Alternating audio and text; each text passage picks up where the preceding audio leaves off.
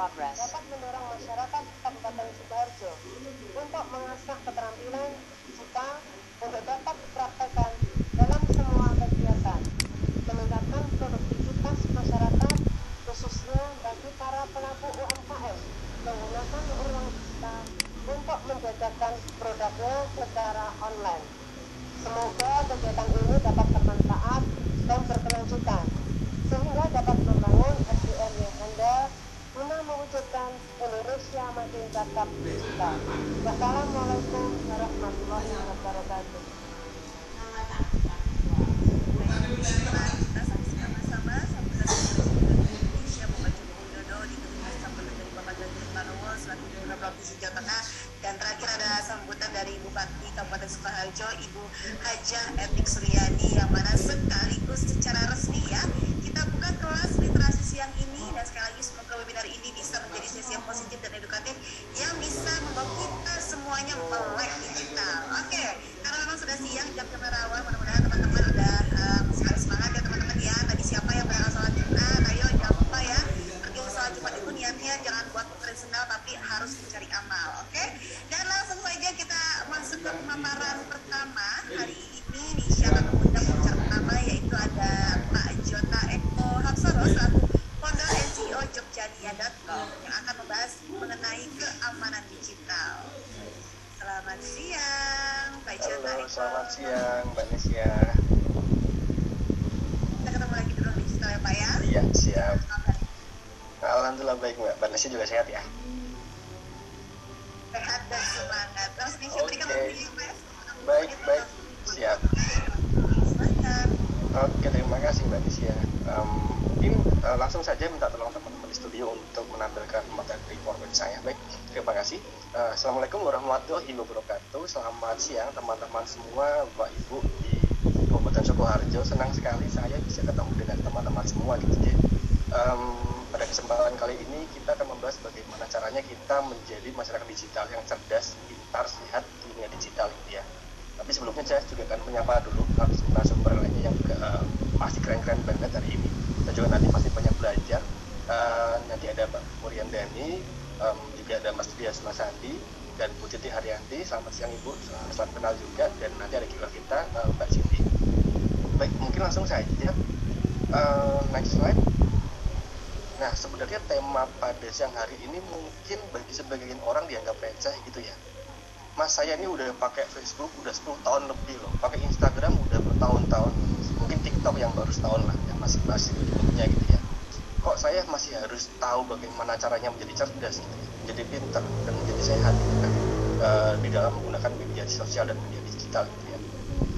Nah, tapi faktanya justru sekarang ini bukan hanya kita tidak semakin pintar, semakin maju, justru malah semakin ramai adanya penipuan. Tadi Mbak Nisha menyampaikan banyak juga yang kemudian banyak menyebarkan hoax dan sebagainya, dan ujaran kebencian dan lain-lain gitu ya. Banyak sekali, justru tambah ramai sekarang. Nah, ini kan terbalik gitu ya. Harusnya kan kalau semakin sering memakai, semakin sering menggunakan, harusnya kita semakin bisa menguasai gitu ya. Tapi ternyata justru malah kita yang tidak pandai menggunakan alat, justru kita yang malah diperalat gitu. Kita mungkin menghabiskan waktu berjam-jam menggunakan berbagai macam media sosial gitu ya. Tapi sudah berapa banyak yang kemudian mendapatkan manfaatnya. Nah, hari ini kita akan belajar tentang itu gitu ya. Nah, ini saya ambil mengutip gitu dari pidatonya Bapak Joko Widodo gitu ya, Bapak Presiden waktu kemarin ketika Sumpah Pemuda gitu. Beliau menyampaikan bahwa pemuda ini adalah agen perubahan gitu ya. Kita tahu di setiap perubahan teknologi gitu ya, dari mulai zaman dulu ketika kemerdekaan sampai sekarang itu pasti punya fitrah, pemuda punya peran yang sangat vital gitu ya, peran sangat penting gitu kan. Nah, tapi kemudian beliau juga menyampaikan pemuda ini harusnya tidak dibatasi usia gitu ya, apalagi kalau misalnya dihubungkan dengan teknologi. Bapak yang mungkin yang udah senior, yang udah sepuh ini kemudian bisa juga mengikuti apa yang sedang sekarang menjadi perkembangannya gitu ya. Kita harus kemudian jangan mau kalah dengan yang muda, apalagi jangan mau kalah sama anak-anak yang mungkin masih kecil gitu ya.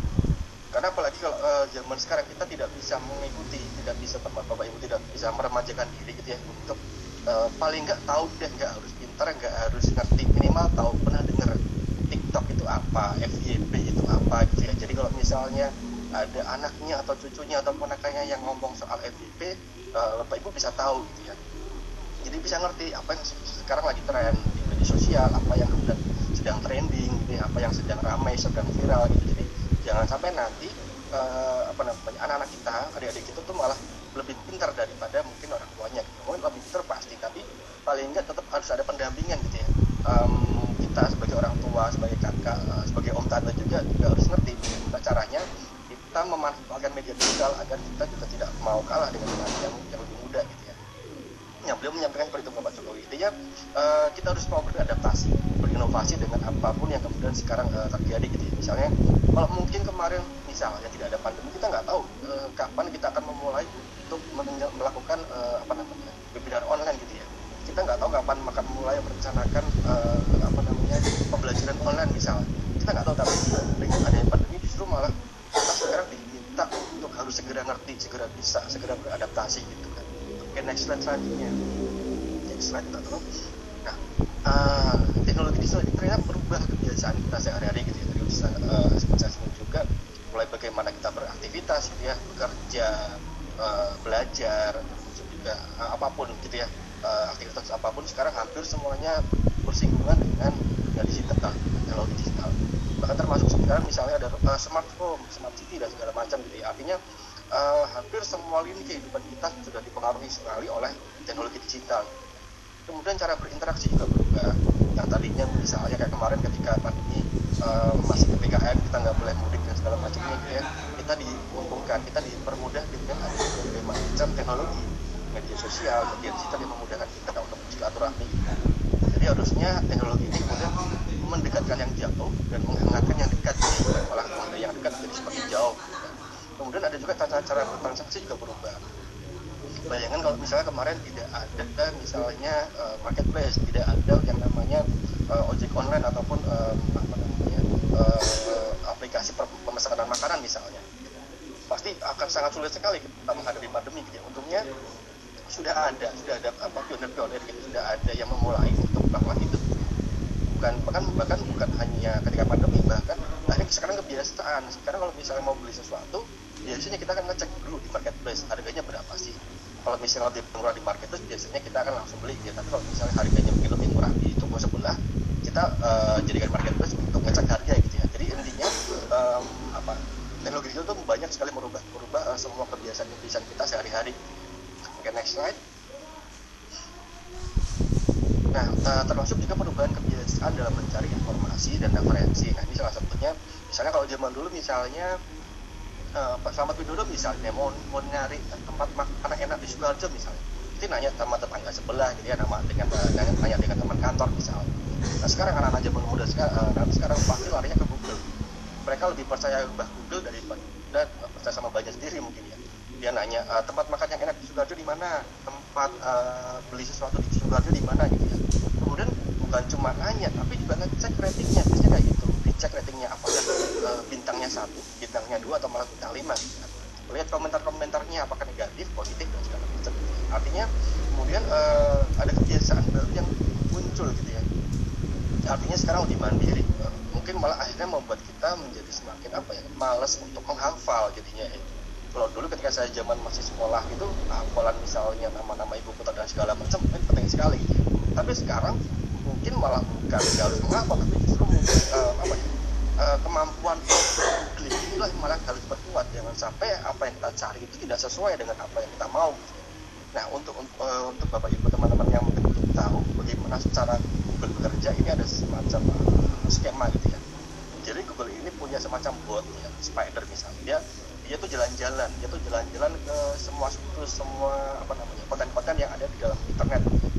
Tapi tidak semuanya direkam sama Google ini, tidak semua terindeks. Google hanya merekam yang dia mau saja. Google hanya merekam apa yang dia sukai saja, tidak semuanya. Jadi sebenarnya Google juga nggak pintar-pintar banget, karena banyak sekali konten-konten yang bagus-bagus juga tidak masuk ke dalam Google, tidak terindeks dengan baik di sana. Nah, kemudian hasil dari indeks ini di ranking mana yang paling utama. Makanya kalau misalnya Bapak Ibu misalnya nyari tempat makan enak di Sukoharjo gitu misalnya, hasilnya tiap-tiap orang bisa berbeda, tergantung misalnya dari lokasinya, dari kemudian kebiasaan sehari-hari gitu ya. Misalnya pernah kemudian misalnya Bu simulasi pernah makan di mana gitu ya, makan soto di Sukoharjo misalnya, tapi kemudian yang terjadi kok sotonya beda sama dengan misalnya teman lain yang mencari soto tersebut gitu ya. Ini berarti ada penyesuaian dari Google untuk memberikan informasi yang lebih akurat gitu ya. Oke, next selanjutnya. Nah, kemudian hari ini saya dipercaya begitu untuk menyampaikan dari sudut pandang dari pilar digital setting gitu ya. Pada intinya kita harus ngerti, harus tahu, harus ngeh gitu ya. Harus tahu bahwa ternyata di dalam media digital selain banyak sekali manfaat positifnya, juga terdapat manfaat negatif. Seperti misalnya kayak pisau kan bermata dua gitu ya. Ataupun pisau ini kalau misal di tangan seorang koki, di tangan seorang yang kita masak, dia akan sangat bermanfaat sekali untuk membantu memasak. Tapi di tangan orang yang salah, itu misalnya pisau bisa digunakan untuk alat kejahatan. Nah, bagaimana kalau bisa pisau untuk dipegang ke anak yang mungkin masih kecil? Nah, itu kan berbahaya juga kan. Berbahaya bukan karena untuk kejahatan, tapi mungkin nggak sengaja dia melukai dirinya ataupun melukai orang lain. Nah, ini harusnya juga diterapkan seperti itu, analoginya dimasukkan ke dalam kita mempelajari literasi digital gitu ya. Literasi digital seperti itu. Kadang misalnya kalau misal di tangan orang yang salah, hasilnya nanti akan jadi kejahatan. Di tangan orang yang mungkin belum terliterasi dengan anak kecil misalnya, literasi digital, alat-alat digital ini kemudian digunakan untuk mungkin nggak niat mau salah, nggak niat mau berbuat kejahatan, tapi ternyata apa yang dilakukan ternyata salah satu yang kemudian berpotensi menjadi tindak kejahatan. Jadi makanya nanti kita setelah selesai webinar ini harusnya teman-teman Bapak Ibu semua bagus, jadi semakin ngerti, makin pintar gitu ya tentang bagaimana kita mengamankan diri kita dalam berdunia digital. Oke, next slide selanjutnya. Nah, tadi udah saya sampaikan bagaimana kita ada perubahan cara kita mencari informasi gitu ya. Padahal sebenarnya di dalam mencari informasi di super internet itu tidak semuanya benar gitu. Ada kelemahan-kelemahannya juga. Salah satu misalnya, kalau misalnya kita kurang cakap gitu ya, kurang pintar dalam menggunakan mesin pencari, pada akhirnya kita bisa salah mendapatkan informasi gitu. Misalnya saya mau nyari Bapak Sahabat Widodo misalnya, tapi ternyata yang keluar itu Bapak Sahabat Widodo yang ada di misalnya di Semarang misalnya. Ternyata salah orang. Nah, dengan cara ini akhirnya kita salah informasi. Mungkin betul sama-sama Bapak Sahabat Widodo namanya, tapi ternyata salah orang. Nah, atau mungkin misalnya di setiap kota biasanya kabupaten bisa ada nama Wonosari. Tapi yang saya mau cari itu Wonosari di Gunung bisa, tapi kemudian yang keluar bukan kota lain. Ini juga dari bentuk dari kurang hanya cakap kita gitu ya. Namun pernah nggak Bapak Ibu di sini nyoba nyari googling, tapi nggak pakai bahasa Indonesia, nggak pakai bahasa Inggris, tapi pakai bahasa lain, misalnya pakai bahasa Perancis lah, atau bahasa Singapura, bahasa Spanyol atau bahasa lainnya gitu ya. Pernah nggak nyoba seperti itu? Nah, dengan kita mengetahui cara googling, nah googling kan sebenarnya sudah tergana gitu, tapi ternyata banyak yang nggak paham, banyak yang nggak caranya, akhirnya kemudian saya udah googling kok keluarnya ini, padahal ternyata informasinya ternyata tidak benar, atau apalagi kalau kemudian informasinya adalah informasi hoax gitu. Karena Google sendiri juga bisa kemudian dimanipulasi gitu. Hasil yang kemudian tadi saya sampaikan, hasil yang kemudian diindeks oleh Google tidak semuanya itu kebenaran gitu. Banyak yang hasil rekayasa gitu. Oleh kalau misalnya mungkin yang nomor 2 nih, sumber internet bisa saya hilang, bisa terhapus atau dirubah. Mungkin tadinya betul, beritanya benar, beritanya valid, tapi kemudian setelah ramai, setelah viral gitu ya, kemudian isinya dirubah oleh si adminnya, dirubah oleh si pemilik webnya misalnya. Nah, ini juga bentuk dari kelemahan kita, kelemahan dari Google, kelemahan dari sumber informasi yang kita cari dari internet gitu. Atau bisa saja dihapus, misalnya ada sebuah informasi gitu ya, terus kemudian terlanjur disebarluaskan, tapi ternyata kemudian si pemilik web itu menghapus, menginformasikan. Nah, sebenarnya kita udah ngotot banget, misalnya kayak info tentang vaksin gitu ya, vaksin ini harus mengandung ini itu, menyebabkan ini itu gitu ya, tapi kemudian sumbernya dari mana? Sumbernya dari Google, tapi setelah dicek ternyata websitenya ataupun linknya sudah tidak aktif gitu kan. Kemudian banyak juga sumber-sumber informasi ilegal yang seperti tingginya pelanggaran hak kekayaan intelektual, pelanggaran hak cipta gitu ya. Tadi Pak Gajar menyampaikan kalau misalnya sekarang itu beda zaman dulu gitu ya, kalau zaman sekarang tuh semakin banyak kumpulin file PDF tentang pembelajaran tentang materi-materi itu dianggap lebih intelektual gitu ya. Tapi jangan lupa materi yang kita kumpulkan, PDF yang kita kumpulkan itu harusnya juga tidak melanggar hak cipta orang lain, harus yang legal juga dong, karena banyak sekali sekarang pembajakan buku gitu ya, dimulai dengan dia membuat versi digital, padahal sebenarnya si penerbit atau si pengarang itu sama sekali tidak pernah membuat versi digitalnya gitu ya. Tapi kemudian banyak orang-orang yang iseng, yang jahil, yang memanfaatkan ini untuk kepentingannya dia sendiri gitu kan. Kemudian banyak juga tuh yang kemudian share-share yang suka nonton drakor, yang suka nonton film-film Korea misalnya gitu ya. Banyak sekali kemudian tidak nonton di situs-situs yang resmi, tapi justru malah nonton di situs-situs yang yang banyak sekali banyak jebakan-jebakannya yang tanpa kita sadari gitu. Jadi hati-hati kalau misalnya teman-teman mau nonton film atau menonton apapun di dalam internet, apalagi kalau mencari sumber informasi. Kadang yang mau kita download itu PDF, kadang yang mau kita download itu misalnya file dokumen gitu. Tapi ternyata yang di-download justru malah file Excel. Nah, ini berarti di sana ada jebakannya juga gitu. Harusnya filenya kan PDF gitu, tapi ternyata mungkin yang keluar akhirnya yang ke-download, yang ke-unduh akhirnya file.exe harus install dulu. Nah, ini harus diperhatikan lagi, ternyata ini bisa saja file tersebut mengandung malware yang berbahaya, mengandung virus yang berbahaya untuk gadget, untuk laptop dari Bapak Ibu teman-teman semua ya. Kemudian, nah ini yang berikutnya juga masih sama, banyak situs yang kemudian penuh jebakan. Ada muncul banyak sekali iklan-iklan gitu ya, nutup semua layarnya gitu kan. Mencet ini ternyata ada klik lari kemana, ke web lain. Nah, ternyata setelah diklik webnya itu kemudian mengandung linknya itu ada diarahkan ke misalnya ke website perjudian, ada juga website yang misalnya pornografi dan segala macam. Jadi harusnya kita malah mencari sesuatu yang benar, misalnya mau download file pembelajaran misalnya, file untuk belajar misalnya, ternyata kemudian kita diarahkan situs yang salah. Dan next slide selanjutnya. Next slide ya. Nah, jadi kita harus waspada nih, banyak situs-situs yang penuh dengan jebakan gitu. Misalnya tadi udah saya sampaikan bahwa tahu-tahu laptop kita penuh banget langsung full iklan yang pop up gitu ya, yang langsung muncul menutupi layar gitu kan. Biasanya kita langsung pencet izinkan atau allow gitu ya. Tapi ternyata ini bisa menimbulkan kerusakan gitu untuk laptop kita misalnya. Tanpa sadari kita menginstal add-on tertentu, menginstal aplikasi tertentu gitu yang sebenarnya merugikan juga untuk kinerja laptop kita misalnya. Iklannya banyak banget ganggu. Sebenarnya kalau iklan ganggu itu bisa kita tutup pakai ads blocker misalnya, tapi di saat yang sama banyak sekali misalnya website ataupun misalnya portal berita itu mencari uangnya, mendapat pemasukan itu dari iklan. Nah, kalau misalnya iklan kita tutup, akhirnya kan mereka potensi mereka untuk mendapatkan pemasukan dari iklan kan akhirnya terkurangi gitu ya, dengan kita menggunakan ads blocker. Jadi hati-hati kalau misalnya kita mau masuk ke dalam sebuah website yang banyak sekali iklannya, yang kita nggak tahu ternyata kalau klik iklan itu akhirnya mungkin lari ke dalam situs-situs tadi, situs pornografi, situs perjudian dan segala macam. Apalagi kalau misalnya ada teman-teman yang suka nonton situs film di situs bajakan misalnya, hampir semua situs bajakan itu sponsornya itu dari perjudian. Jadi kalau misalnya ada dari anaknya ataupun adiknya yang kemudian suka nonton di beberapa situs-situs yang penuh dengan film bajakan gitu ya. Kemudian banyak juga pada malware yang pada file yang dibutuh tadi saya sampaikan, ternyata harusnya yang mau kita cari filenya PDF, ternyata yang dibutuh malah filenya file Excel gitu, file aplikasi. Nah, yaudah nggak apa-apa, saya install aja, kita nggak ngecek ini aplikasi apa, kita nggak ngecek ini punya buat apa, tapi ternyata kita main install aja kalau di HP gitu ya. Ternyata aplikasi ini membutuhkan banyak sekali permission, banyak sekali akses ke dalam misalnya mengaktifkan kamera, banyak juga dia mengakses ke kontak-kontak kita, bisa mengakses ke manajer. Ini berbahaya sekali kalau misalnya kita nggak ngerti. Ternyata aplikasi tersebut mengandung hal yang berbahaya gitu ya.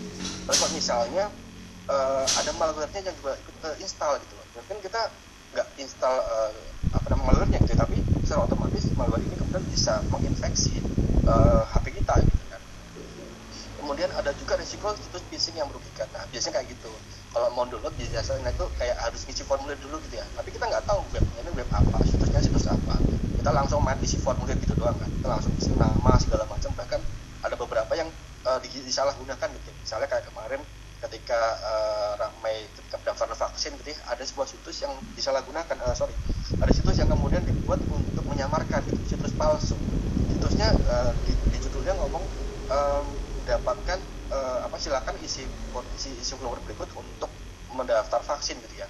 Padahal ternyata situs ini digunakan untuk mencari data yang nantinya bisa disalahgunakan gitu ya. Seperti yang kita tahu banyak sekali kasus-kasus seperti pinjaman online ilegal gitu ya. Kita nggak pernah merasa pinjam, kita nggak pernah merasa ngutang gitu ya. Tapi ternyata ada tagihan yang masuk, ternyata kita diteleponin, teror. harus bayar sejumlah sekian gitu, tapi ternyata kemudian ternyata kemudian muncul tagihan-tagihan yang kita nggak ngerti gitu ya. Nah, terus kemudian ada juga yang apalagi selain malware phishing juga ada misalnya peretasan gitu ya, ada hacking gitu kan. Kemudian ada juga mengambil alih akun kita, misalnya seperti itu gitu ya. Hati-hati kalau misalnya tahu-tahu ada yang minta kode OTP. Nah, kode OTP itu harusnya tuh kita doang yang tahu, kita dan bukan yang tahu. Sistem aja si pemilik platform dia tuh nggak ngerti dia ngirim apa, karena itu secara otomatis dikirim oleh sistem ya. Jadi kalau misalnya ada yang telepon, tahu-tahu siang-siang pagi-pagi ada yang telepon minta segera kirim OTP, kalau enggak nanti akun WA-nya akan diblokir. Nah, biasanya panik tuh, langsung dikasih deh kode OTP-nya itu, padahal sebenarnya itu yang tidak boleh di-share gitu ya. Oke, next selanjutnya. Nah, terus bagaimana biar kita nggak terjebak nih? Ini terakhir dari saya, pastikan referensi berasal dari sumber yang terpercaya gitu ya. Cek lagi nama domain itu misalnya kominfo.go.id gitu, itu nama domain, .com, .go.id dan segala macam gitu ya. Perhatikan baik-baik, meskipun nama sama-sama kominfo, kalau belakangnya misalnya nggak .go.id, misalnya .top misalnya, ada juga .xyz, macam-macam dotnya di belakang. Nah, itu perlu ketahui lebih lanjut apakah benar ini situs resmi atau bukan, karena banyak sekali kayak gitu situs jebakan gitu ya.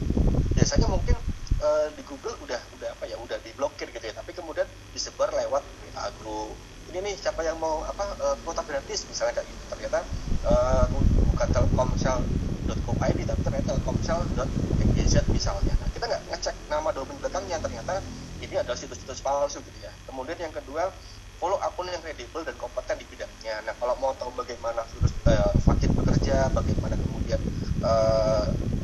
virus-virus itu menyebar, itu kita harusnya follow akun-akun yang memang sesuai bidangnya gitu ya. Misalnya akun-akun Kominfo, akun Kementerian Kesehatan misalnya, ataupun akun dokter-dokter yang kemudian kompeten itu sesuai bidangnya. Kemudian perhatikan keamanan dari media digital yang diakses. Nah, tadi udah saya sampaikan bagaimana kita harus ngerti ini situsnya situs benar atau enggak, banyak jebakannya atau enggak, karena kalau enggak kita bisa masuk perangkap yang tadi sangat banget merugikan kita gitu ya.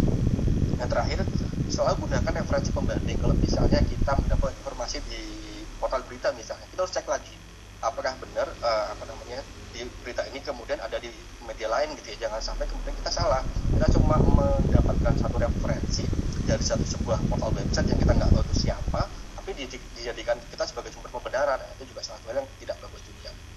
Baik, mungkin itu saja yang bisa saya sampaikan. Kurang lebihnya saya mohon maaf, semoga bermanfaat. Terima kasih. Assalamualaikum warahmatullahi wabarakatuh. Saya kembalikan lagi ke Mbak Desya. Terima kasih, selamat siang. Terima kasih banyak Pak Jota Eko Hafsor atas ilmu-ilmunya dan sharingnya juga. Dan memang keamanan digital ini tidak hanya soal mengamankan data yang kita miliki saja ya Pak ya, tetapi juga bisa melindungi data pribadi yang sifatnya rahasia. Ayo teman-teman, jangan asal klik link nih atau file dari pengirim yang tidak dikenal ya. Baik, terima kasih Pak Jota. Nanti kita berbagi di sesi diskusi, silakan beristirahat sejenak. Dan kita lanjut ke pembicaraan kedua. Kali ini akan membahas mengenai perspektif budaya digital. Maka dari itu Disha akan mengundang narasumber kedua, ada Bapak Dias Mas Adi selaku Kabid Advokasi dan Kerjasama Pusat Studi Pancasila UGM. Halo, selamat siang. Halo, selamat siang Mbak Nadia. Ya, salam jumpa teman-teman semuanya, Subarjo, sehat-sehat semua ya. Salam kenal ya Pak ya, dari Disha ya Pak ya. Ya, sama-sama. Disha, berikan waktu selama 20 menit untuk sesi paparan mengenai budaya digital. Silahkan Pak. Baik, terima kasih para panitia, teman-teman Kominfo, serta para narasumber yang saya hormati, Mas Yoda, Mas Eko, ya tadi sudah memberikan paparan yang bagus sekali, dan nanti juga akan dilanjutkan oleh Mbak Murni serta Mbak Titi. Ya, salam kenal Mbak semuanya, serta para hadirin dan hadirat. Nah, hadir out itu berarti yang hadir di Zoom. Nah, hadirin itu yang di depan saya ini. Ya, jadi karena kita di Zoom, otomatis hadir out, ya, yaitu di dalam Zoom kita ini. Semoga kita semuanya sehat. Saya ucapkan dulu Assalamualaikum warahmatullahi wabarakatuh. Selamat siang, salam sejahtera untuk kita semuanya. Om Santi, Salam, Namo Buddhaya, Rahayu, salam kebajikan. Mungkin saya bisa dibantu untuk paparan saya. Nah, di sini saya akan memberikan gambaran tentang budaya digital. Kenapa ini gambarnya saya pilih seperti ini ya? Sederhana saja. Bicara soal budaya itu bicara soal bagaimana kehidupan kita sehari-hari. Ya, bagaimana yang menjadi living ideologi kita, menjadi apa yang menjadi kekuatan kita di dalam kehidupan berbangsa. Disitulah kenapa saya kasih gambar yang namanya ada anak-anak muda, ada anak-anak muda, di situ juga ada Pancasila, di situ juga ada simbol internet. Nah, ini ada sebuah pesan yang ingin kita sampaikan bahwa dalam budaya digital ini tidak bisa lepas dari kehidupan kita sebagai manusia yang kita hidup di dalam kehidupan masyarakat dan juga di dalam dunia digital. Kira-kira seperti itu. Nah, saya lebih detailnya silakan slide selanjutnya. Nah, di sini saya memberikan konsep dasar dalam slide ini, yaitu yang pertama, masyarakat itu apa sih? Ya, jadi sebelum kita masuk ke dalam masyarakat yang cerdas sampai itu, masyarakat itu ya kumpulan-kumpulan orang. Jadi individu ketemu dengan individu, jadilah keluarga. Keluarga ketemu keluarga, jadilah kelompok. Kelompok ketemu kelompok, akhirnya jadilah masyarakat. Ya, jadi antara aku dan kamu itu bisa menciptakan sebuah masyarakat nanti. Nah, jadi Bapak Ibu sekalian, perjumpaan itu penting. Tidak bisa mungkin manusia itu akan hidup sendiri. Maka mereka akan berkumpul dalam satu wilayah. Nah, membuat satu tradisi. Nah, itu yang disebut dengan masyarakat. Ya, jadi orang yang tidak bermasyarakat berarti dia tidak hidup dalam satu tradisi, tidak hidup dalam sebuah perasaan, dalam sebuah identitas. Misalkan saya tinggal di atas gunung, yaitu saya bukan masyarakat. Ya, memang ada wilayah, tapi saya hidup sendiri, tapi itu saya bukan bagian dari satu entitas yang disebut masyarakat. Terus yang kedua, itu kita bicara ngomong cerdas. Ya, cerdas itu selalu mengandaikan ini cerdas itu adalah sesuatu hal yang bawaan. Ya, jadi sering kita ngomong orang cerdas. Nah, berarti dia itu adalah membawa kata sifat. Jadi cerdas itu adalah kata sifat. Ya, dia tidak bisa diireni. Saya nggak bisa iri, oh Mas Dota ini orangnya cerdas banget ya. Saya nggak bisa iri dengan beliau. Karena apa? Karena itu gawan bayi istilahnya ya. Nah, orang gawan bayi itu tidak bisa dilawan. Karena apa? Itulah kecerdasan. Ya, biasanya logikanya berjalan, kreatif, ya. Terus juga orangnya juga tidak terlalu serius, santai, ya. Tidak gampang emosi. Artinya emosinya itu lebih stabil. Nah, sedangkan yang pintar, ya, sebagai individu, pintar itu beda lagi. Kalau pintar itu berbasisnya ilmu pengetahuan. Ya, makanya kalau dikatakan, oh anak saya itu tidak ada anak yang bodoh, ya, yang ada itu mereka tidak mau meningkatkan cara belajarnya, ya. Asal orang mau belajar, kalau itu pengetahuannya bertambah, dia akan menjadi orang yang pintar. Nah, jadi beda ya antara cerdas dengan pintar. Kalau pintar itu didesain dengan bangku pendidikan, bangku pengetahuan. Dan biasanya didesain dengan cara yang pendidikan yang teratur, kebiasaan yang teratur. Mas Dota anaknya pinter ya, karena apa? Karena tiap hari disiplin, belajar ya, dia jadinya ya pintar. Nah ya, itu adalah bagaimana pintar dengan cerdas itu dua kata sifat, tapi basisnya itu berbeda. Ya. Dan itu butuh proses. Ya, orang pintar itu butuh proses. Karena dia sering belajar, ajak, ya, berdisiplin, akhirnya dia bisa menjadi bisa. Maka kawan-kawan, Bapak Ibu sekalian, kalau kita mempunyai anak, kita mempunyai anak didik, ajaklah mereka untuk berpengetahuan. Entah itu belajar, entah itu membuat satu keterampilan, entah itu apapun ya.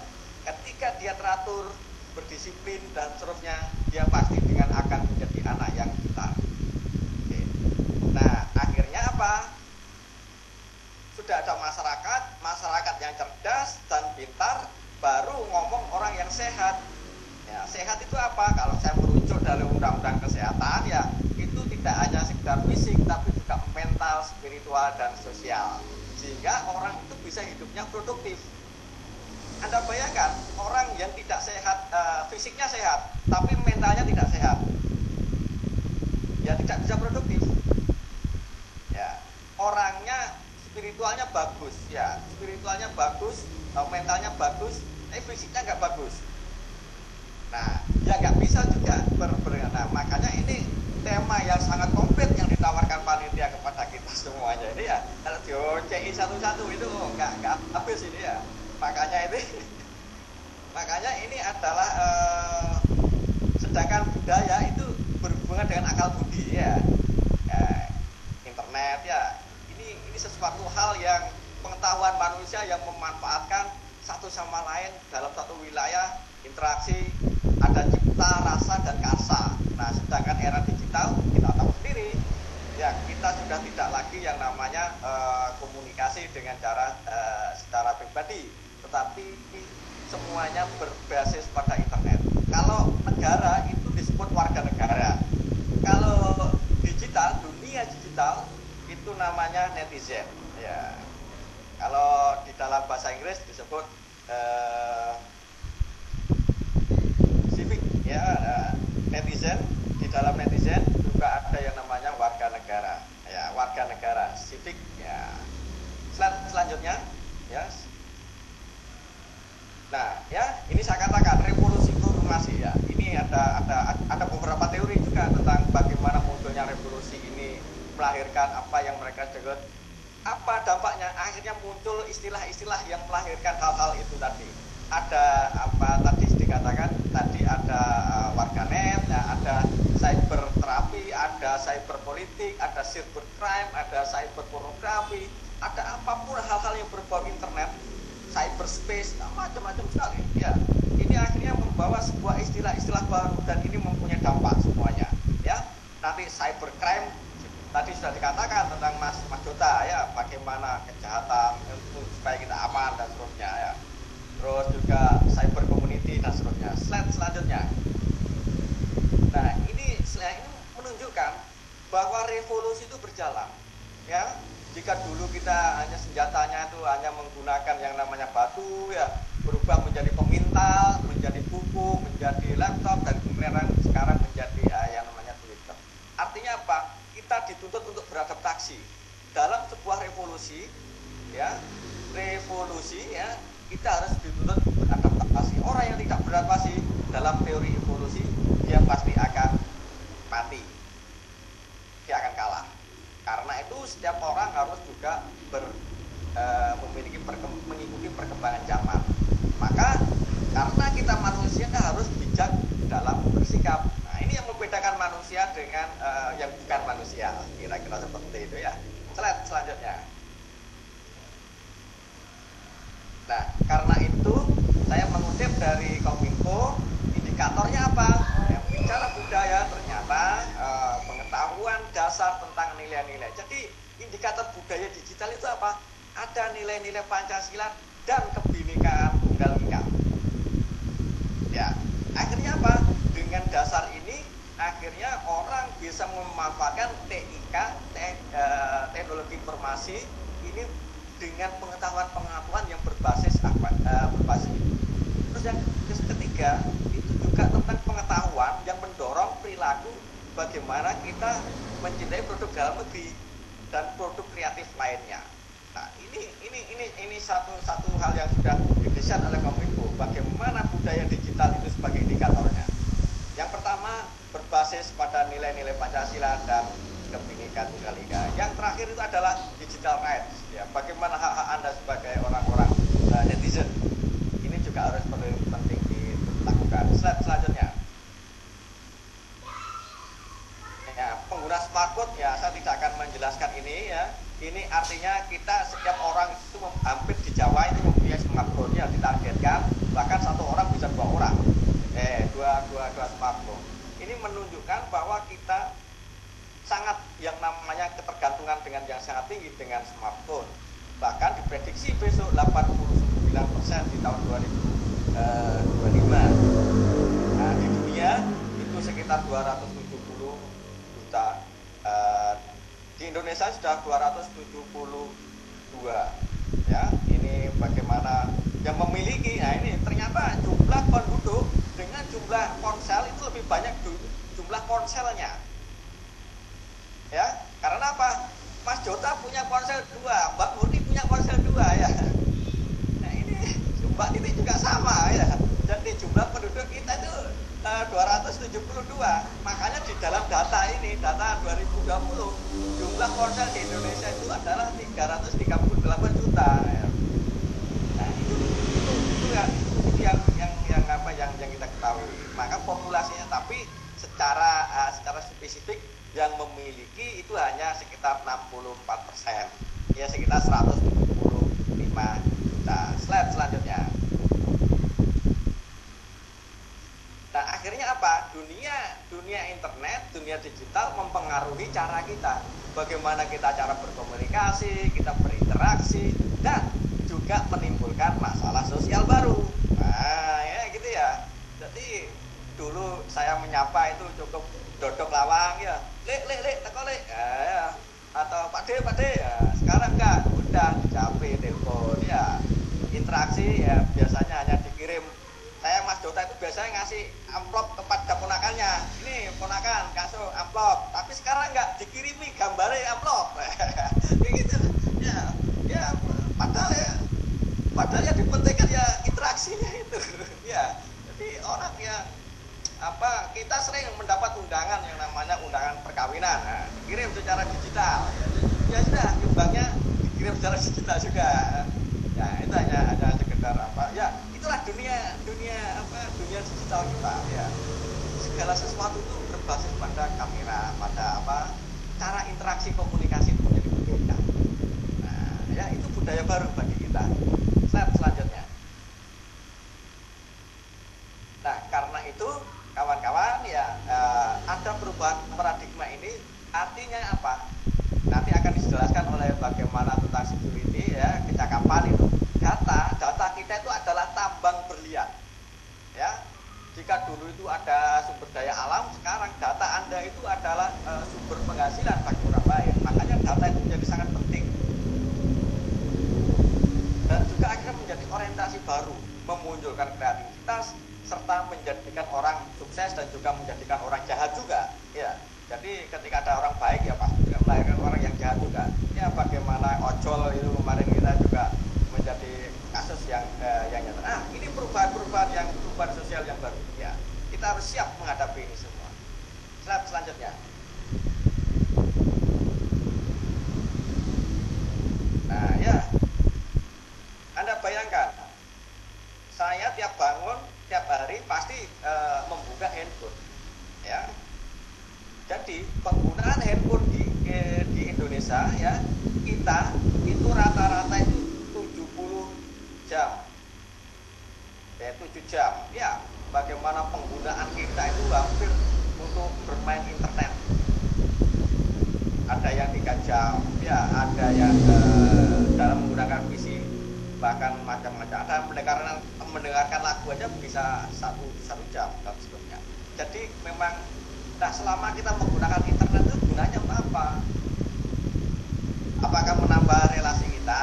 Apakah menambah penghasilan kita? Atau hanya untuk kesenangan pribadi kita? Nah, ini yang perlu kita lihat selanjutnya. Slide selanjutnya. Maka teman-teman sebagai warga digital kita harus berpikir kritis. Ya, kita meminimalisir orang-orang yang membawa hal-hal yang berbau teknologi. Ya, jadi kita harus bisa menjadi kekuatan kita itu semuanya. Oke, slide selanjutnya. Nah, karena itu aspek-aspeknya apa? Aspek nilai Pancasila. Ada aspek nilai Pancasila, ada juga aspek-aspek yang lainnya. Ya, juga perlu ada juga ini bisa dibaca sendiri tentang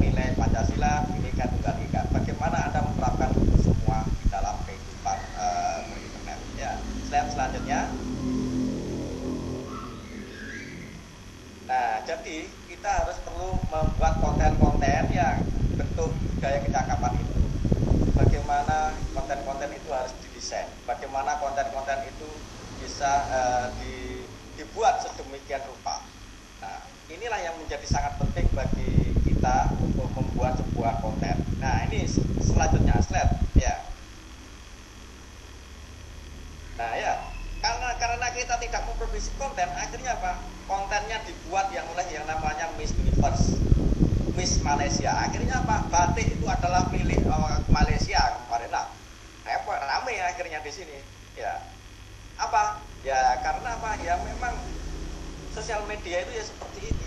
Maka keluarga kita harus menciptakan yang suasana yang inklusif, yang terbuka. Jadi kalau kita konten kita tidak kita sebarkan dengan baik, ya maka kita akan menjadi hal yang dimiliki orang lain. Nah, ini contohnya kemarin batik yang oleh baru rame ini kemarin ya. Slide selanjutnya. Ya ini bicara budaya, karena ini bicara kebudayaan.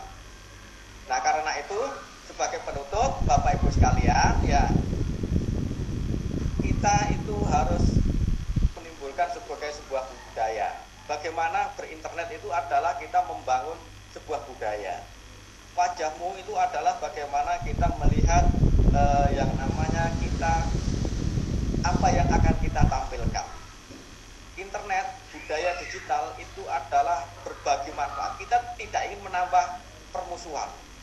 Kita menumbuhkan pertemanan, menambah perseduluran, ya menambah rezeki kalau bisa, ya. Dan itu juga menimbulkan sebuah komunikasi untuk individu, untuk masyarakat. Selain itu juga perlu menambahkan juga hiburan. Tapi internet itu ya fungsinya ya sebagai hiburan, komunikasi, pengetahuan, syukur-syukur membawa ekonomi dan seterusnya. Akhirnya apa? Harus mampu membedakan mana ruang privat dan mana ruang publik. Jadi Bapak Ibu sekalian harus membedakan kapan harus ini saya ambil di dalam ruang privat, mana di dalam ruang publik. Serta yang paling pokok dalam budaya Pancasila, ya dalam budaya Bhinneka Tunggal Ika, itu harus membawa pesan perdamaian, kerukunan, membawa pesan-pesan kemajuan, membawa pesan-pesan yang membawa inspirasi. Maka penutup dari saya, sepertinya ada satu video itu 1 menit di slide sebelumnya.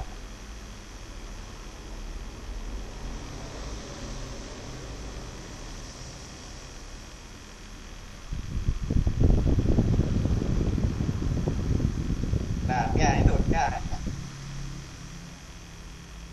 Nah itu silakan dilihat. Nah itu ada video.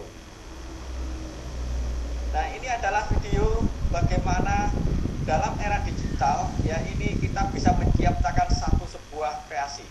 Ini adalah di video latih ya. Ya itu diklik mungkin bisa nggak?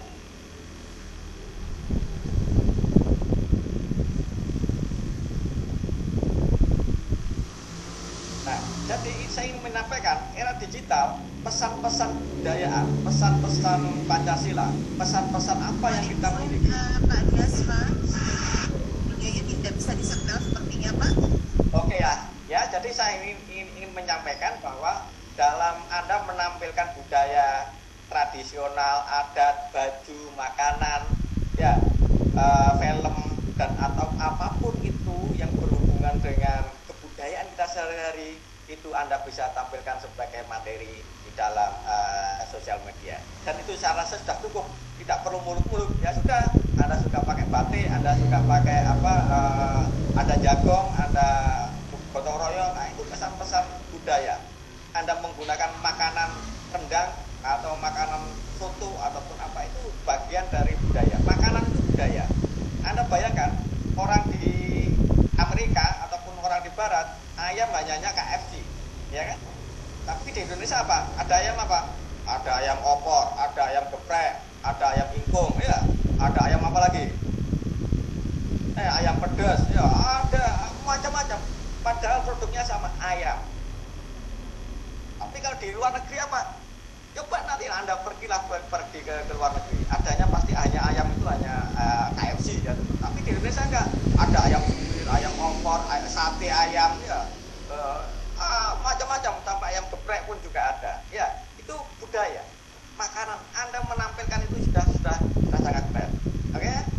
rasa itu penutup dari saya. Tampilkan pesan-pesan kebudayaan, entah itu makanan tradisional ataupun apapun yang berbasis kehidupan sehari-hari, itu adalah hal-hal yang sangat luar biasa untuk disampaikan. Saya rasa itu. Terima kasih, mohon lebihnya. Wassalamualaikum warahmatullahi wabarakatuh. Waalaikumsalam warahmatullahi wabarakatuh. Terima kasih Pak Dias atas ilmunya dan mohon maaf tadi video tidak bisa di-setel Pak ya. Jadi kita harus agar nilai-nilai dan keutamaan hidup yang sejatinya diperlukan tidak makin kabur juga. Jadi banjir informasi sekarang ini kan sudah banyak ya Pak ya, apalagi karena teknologi kan masa dan juga membuat kita makin dangkal. Kalau kita tidak pintar dan cerdas dalam serta bijak dalam berselancar di ranah digital, itu bisa jadi kacau. Baik, terima kasih sekali lagi Pak Dias. Silakan beristirahat sejenak, nanti kita ketemu lagi di sesi Q&A. Dan selanjutnya kita bahas mengenai budaya digital dan keamanan digital. Dan buat teman-teman kalau masih belum jelas, teman-teman bisa langsung bertanya di kolom komentar. Formatnya masih sama dengan tulis nama kamu, apa pertanyaannya, dan ditujukan ke narasumber siapa. Baiklah, Indonesia akan mengundang pembicara yang ketiga. Kali ini ada Ibu Murnian Dani Ayusari selaku content writer Jaring Pasar Nusantara yang kali ini akan membahas dari pilar digital skill. Halo, selamat siang. Halo, selamat siang Kak Desya. Sudah lama tidak berjumpa Kakak. Iya, kangen nih sama Kak Murni. Gimana kabarnya hari ini? Alhamdulillah baik Kak Desya. Kak Desya bagaimana kabarnya? Alhamdulillah Desya baik dan semangat. Kita semangat. Ya, membahas mengenai digital skill selama 25 menit. Silakan.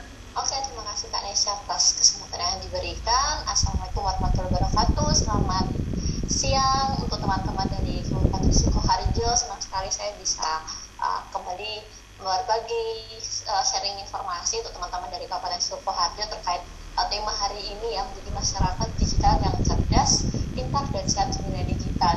Ini kalau sebelumnya saya mau mohon izin untuk menyapa dulu nih. Ada tadi kalau dari kolom chat ada dari Bapak Ibu dari TK Desa Nguter 02, ada dari SD Ngabean, ada SD Negeri Ngadirejo, apalagi Bupit, terus tadi Blimbing, ada SD Negeri Kenop, dan tadi ada dari SMP Negeri 3 Kartasura.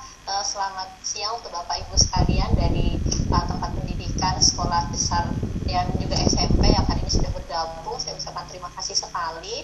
Lalu saya mau izin juga untuk menyapa Bapak Ibu narasumber. Tadi pertama ada Pak Jota Eko Hapsoro, lalu yang kedua ada Pak Diasma Andi Swandaru. Salam kenal Pak, saya baru pertama kali hari ini sesi dengan Pak Diasma. Tadi saya banyak ketawanya karena Bapak menyampaikannya materinya sangat menarik, lucu, jadi saya nggak ngantuk Pak. Saya malah jadi lapar Bapak ngomongin makanan tadi di terakhir ya. Lalu nanti terakhir untuk etika digital ada Ibu Titi Haryanti. Selamat siang, salam kenal, salam hormat Bu Titi. Dan juga nanti kita ada KOL kita yang cantik ya di penghujung hari kerja, ada Kak Siti. Nanti kalau misalnya sudah bergabung, halo Kak, selamat siang, salam kenal. Oke Pak Operator, saya bisa minta tolong tampilkan materinya. Langsung ke slide 3, langsung slide ketiga aja Kak.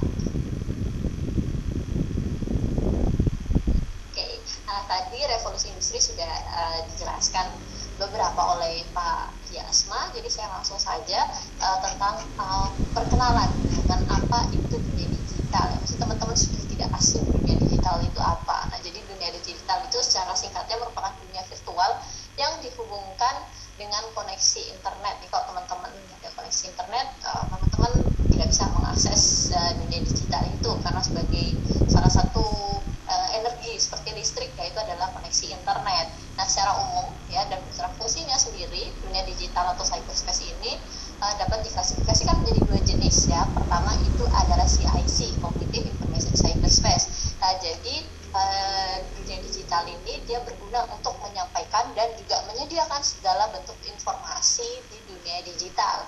Lalu yang kedua adalah Cognitive Communication Cyberspace atau CCC ya, dan dia berguna itu sebagai media komunikasi di dalam dunia digital. Jadi teman-teman ketika berada di dunia digital, teman-teman bisa mendapatkan informasi sebanyak-banyaknya yang teman inginkan, dan juga teman-teman bisa berkomunikasi dengan orang lain sejauh apapun orang itu yang teman-teman bisa terhubung melalui dunia digital tentunya.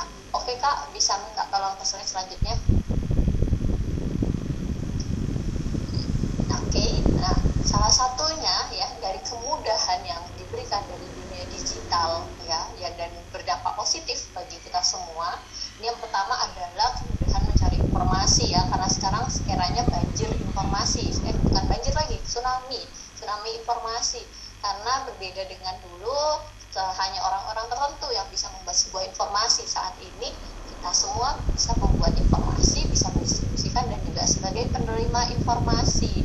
Lalu yang kedua adalah dampak positifnya adalah kemudahan dalam berkomunikasi. Ini contohnya seperti acara literasi digital hari ini. Saya nggak mungkin ketemu teman-teman dari Sukoharjo kalau saya tidak ikut kegiatan literasi digital hari ini juga. Saya mungkin tidak akan ketemu narasumber lainnya juga, nggak ketemu Kak Nesya, nggak ketemu Kak Cindy.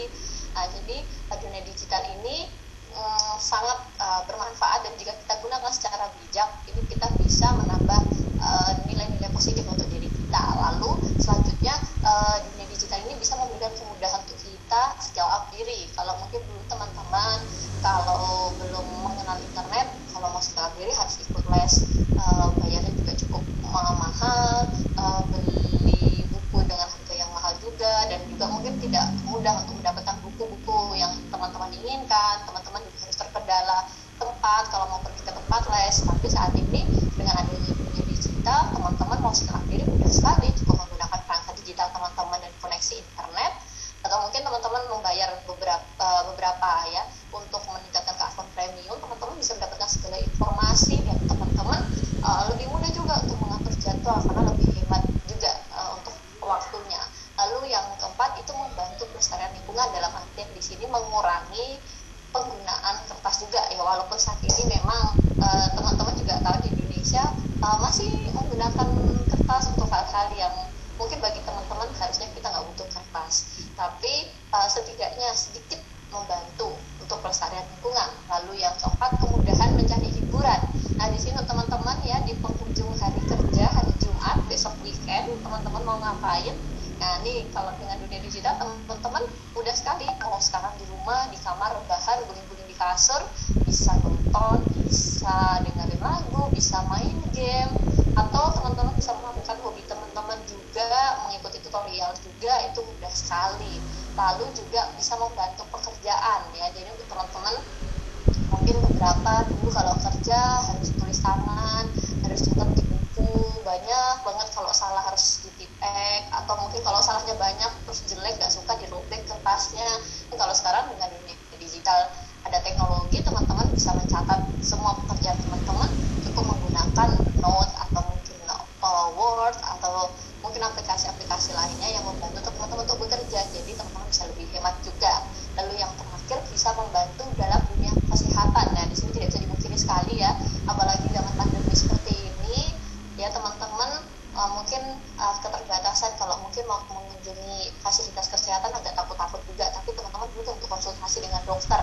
Nah, dengan adanya dunia digital ini sudah ada aplikasi-aplikasi yang membantu teman-teman untuk bisa tetap berinteraksi dengan dokter untuk menemukan keperluan-keperluan terkait tentang kesehatan teman-teman dan juga keluarga. Oke, Kak, bisa minta tolong ke slide selanjutnya. Nah, setelah dunia digital itu juga kurang lebih sama nih ketika teman-teman ada di dunia nyata. Bedanya kalau di dunia digital ini teman-teman jejaknya tidak berupa tapak kaki ya, atau mungkin tapak tangan berupa tulisan menggunakan ballpoint atau pensil, tapi di dunia digital ini juga ada yang namanya jejak atau rekam jejak digital. Dan jadi di sini rekam jejaknya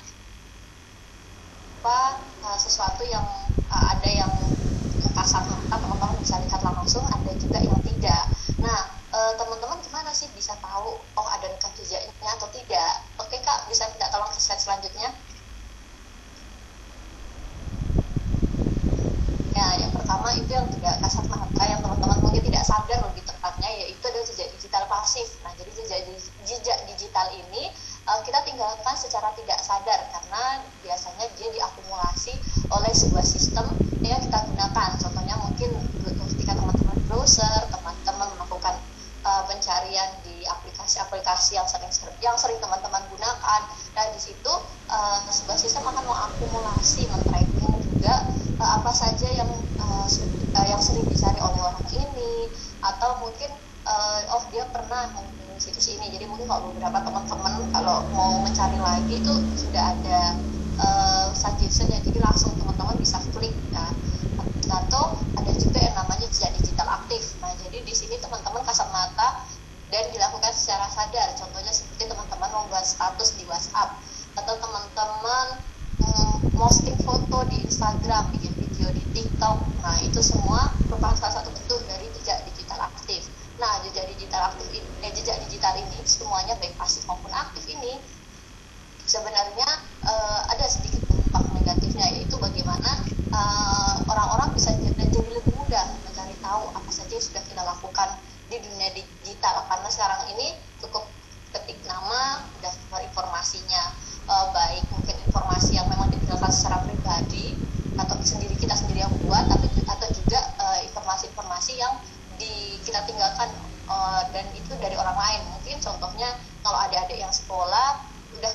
namanya, nomor induk siswanya, atau mungkin nilai di mata pelajarannya apa, atau pernah mengikuti atau hasil dari kegiatan kita itu diposting oleh pihak panitia atau mungkin pihak sekolah, itu bisa tampil di dunia internet. Jadi orang sangat mudah sekali kalau misalnya mau mengisengi, mengusili atau berbuat jahat kepada kita, itu sangat mudah sekali di era digital saat ini.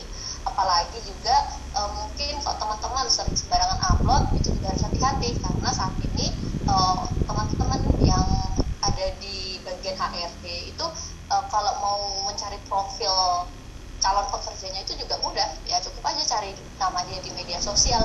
Nanti dari kegiatan-kegiatan dia, sering status, sering di komen, itu kan bisa melihat bagaimana karakter dari seseorang itu secara tidak langsung. Jadi selain pertimbangannya berupa CV ya atau mungkin surat lamaran kerja yang ditulis tangan, tapi itu bisa juga dicek melalui media sosial. Jadi harus hati-hati juga. Atau mungkin ketika teman-teman mau mengapply sebuah beasiswa, nah itu juga dijadikan sebagai salah satu faktor untuk menentukan apakah kita bisa mendapatkan beasiswa atau tidak. Karena misalnya kalau kita sendiri berkarakter kurang baik di dunia digital dan bisa dicari dan ditemukan, nah itu orang yang dari pihak beasiswa pun mungkin akan membuat kita berada di urutan yang paling belakang karena karakter itu tadi. Oke Kak, bisa minta tolong ke slide selanjutnya. Lalu bagaimana nih caranya kita bisa melindungi jejak digital? Nah, jadi jejak digital ini bisa membantu kita untuk bisa menciptakan dunia digital yang sehat juga tentunya. Oke Kak, ke slide selanjutnya. Yang pertama itu adalah menjaga privasi. Nah, privasi sendiri kan teman-teman sudah tidak asing dengan kata itu. Jadi bagaimana teman-teman memiliki kemampuan untuk paham apa saja nih yang boleh saya share ke orang lain, ke publik atau tidak.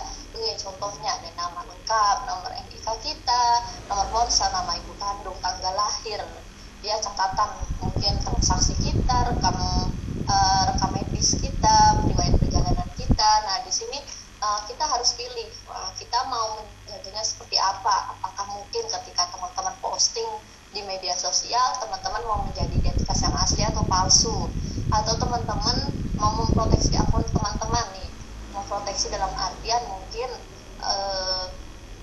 teman-teman mengatur bahwa orang yang bisa melihat postingan saya hanya beberapa orang saja, atau mungkin semua orang bisa melihat apa saja yang sudah saya upload di media sosial. Oke Kak, bisa minta tolong ke slide selanjutnya. Nah lalu cara keduanya ya bagaimana kita bisa melindungi rekam jejak itu dengan memahami circle media sosial. Ya, jadi di sini kita harus berhati-hati ketika menerima atau akan mengikuti orang-orang yang ada di media sosial. Jadi jangan sampai teman-teman asal mengejar angka saja, teman-teman jadi mengabaikan hal-hal tersebut. Ya walaupun saat ini juga mesti ada beberapa orang yang membuat akun bodong itu untuk maksud dan tujuan tertentu. Nah tapi teman-teman ketika bisa memfilter dan memilih apa yang akan diikuti dan yang mengikuti itu diterima dengan bijak, mudah-mudahan teman-teman bisa melindungi diri teman-teman juga tentunya. Nah selain menyeleksi permintaan pertemanan di sini, teman-teman ini jangan terlalu sering kalau mau membagikan lokasi di media sosial. Nah bisa jadi ada orang yang memang niatnya mungkin hanya iseng atau usil ya, tapi ternyata itu berbuntut menjadi sebuah kejahatan.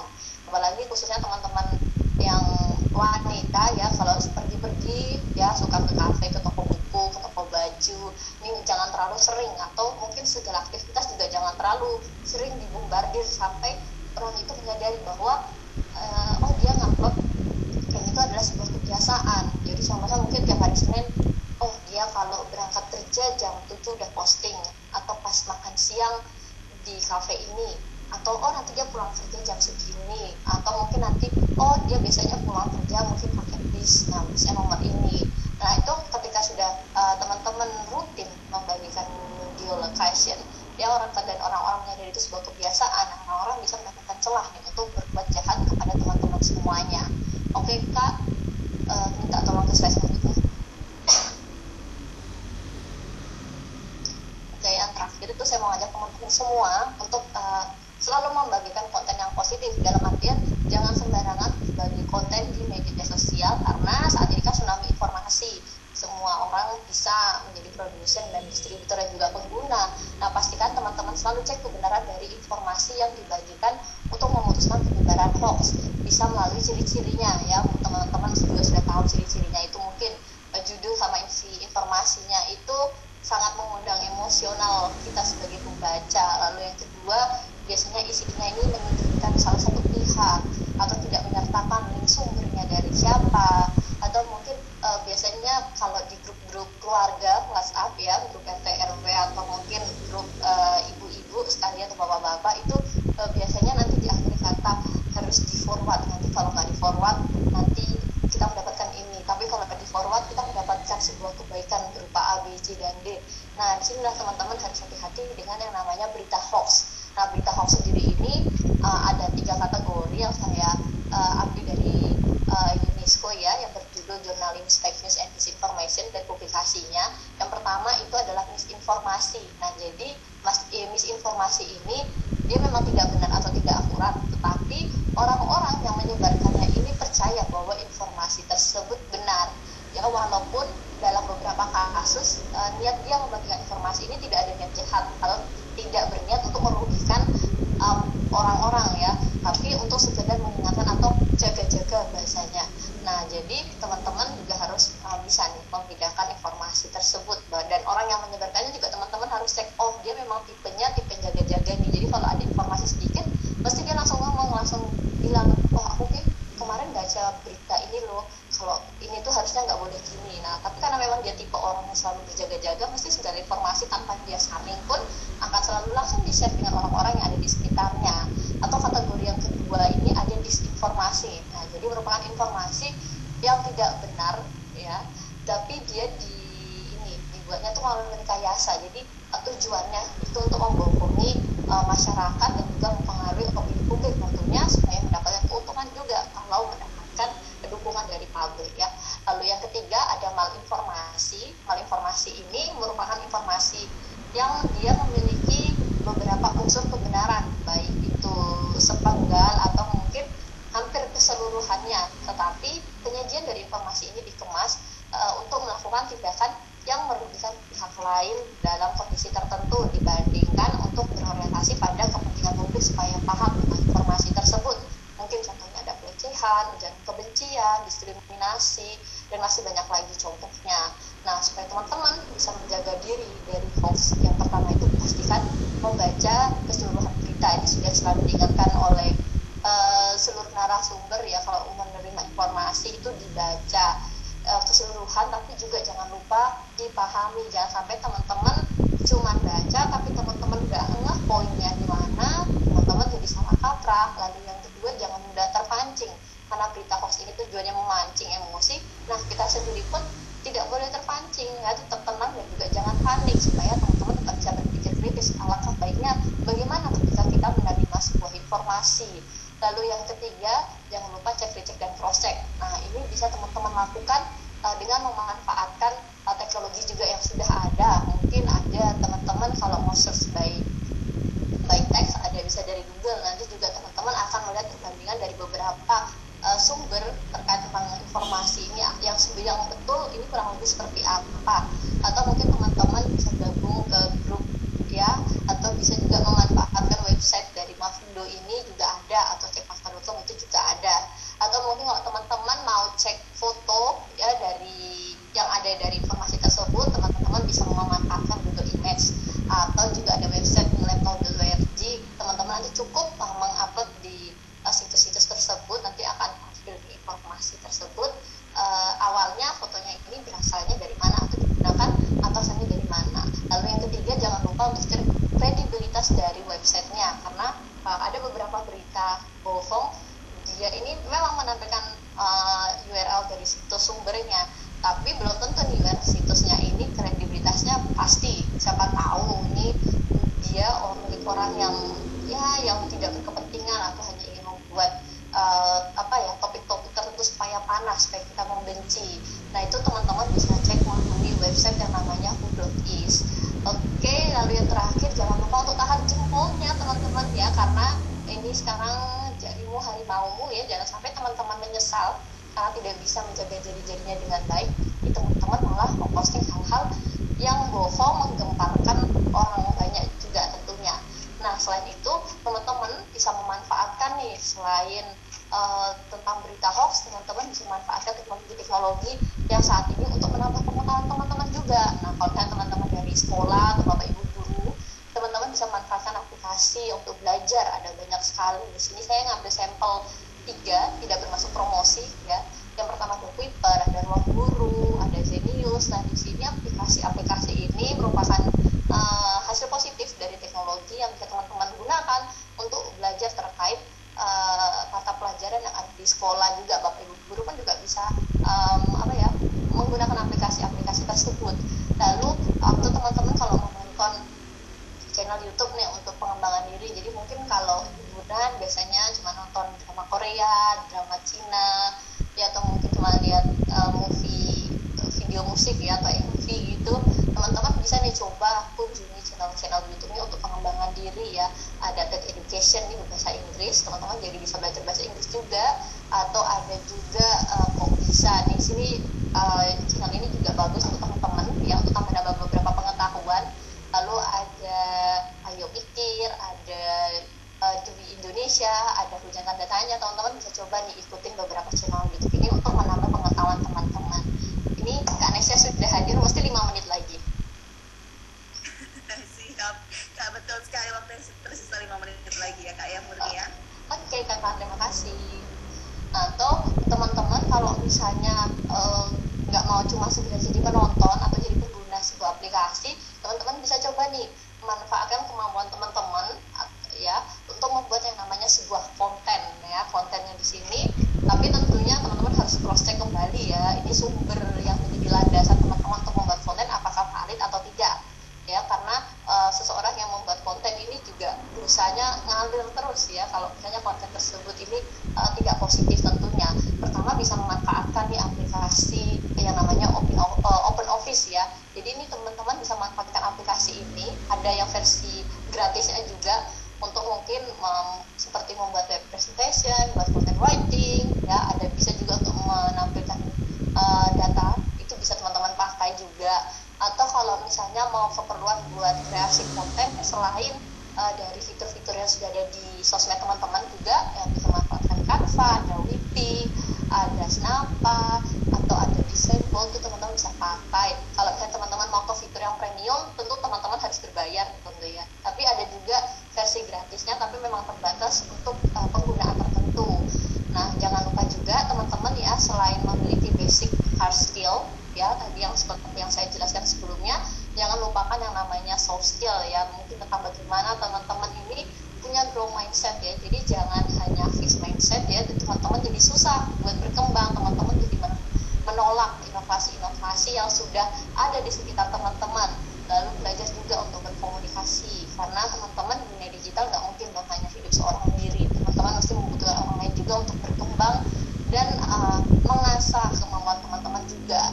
Lalu jangan lupa memiliki pengendalian diri ya, bagaimana teman-teman bisa mengendalikan, bisa mengelola emosi, belajar berempati juga ya, ada etikanya juga supaya bisa menjalin hubungan dan bisa membuat dunia digital masyarakat Indonesia lebih sehat. Lalu yang terakhir, jangan lupakan untuk tetap memiliki integritas, bagaimana kita harus tetap memegang teguh norma dan juga etika yang dimiliki sebagai warga negara Indonesia. Oke Kak, bisa kita tolong ke slide selanjutnya. Oke, di sini saya mau ngajak teman-teman ya sebagai di slide penutup supaya kita semua memanfaatkan dunia digital dengan bijak dan juga bertanggung jawab demi bisa menciptakan keamanan dan kenyamanan bagi kita semua. Kurang lebih demikian pemaparan saya. Mohon maaf bila ada salah kata atau mungkin penyampaiannya terlalu cepat. Saya kembalikan ke Kak Nesya. Terima kasih. Terima kasih Kak Murni atas infonya mengenai digital skill. Jadi seperti kata Kak Murni, jangan sembarangan dalam berbagi konten, cek dulu sebelum menyebar konten tersebut. Memang diperlukan juga sikap dan pemahaman dalam berteknologi ya Kak ya, karena punya teknologi yang cerdas itu tidak juga membuat masyarakat cerdas. Jadi jangan dipikir beli smartphone cerdas kita tiba-tiba tambah cerdas gitu, tidak juga, tapi harus ada pemahaman mengenai digital skill. Terima kasih sekali lagi Kak Murni. Nanti kita ketemu lagi di sesi diskusi. Silakan beristirahat sejenak, dan selanjutnya sebelum kita masuk ke sesi tanya jawab dan sesi KOL, Nisha masih punya satu paparan lagi. Kali ini tak lengkap rasanya kalau tidak membahas masalah etika digital. Baiklah, Nisha akan undang pembicara terakhir yang mana Nisha akan undang adalah Ibu Titik Haryanti selaku dosen Universitas Veteran Bangun Nusantara. Selamat siang, Bu Titik. Selamat siang, Mbak Desa. Suara saya terdengar ya? Sudah terdengar Ibu? Agak kecil Ibu. Ya, kalau sekarang sudah oke. Sekarang Sudah. Baik, Nisha langsung berikan waktunya ya selama 20 menit untuk membahas mengenai etika digital. Silahkan. Terima kasih Mbak Desa atas kesempatan waktunya. Selamat siang kepada Bapak Ibu semuanya. Assalamualaikum warahmatullahi wabarakatuh.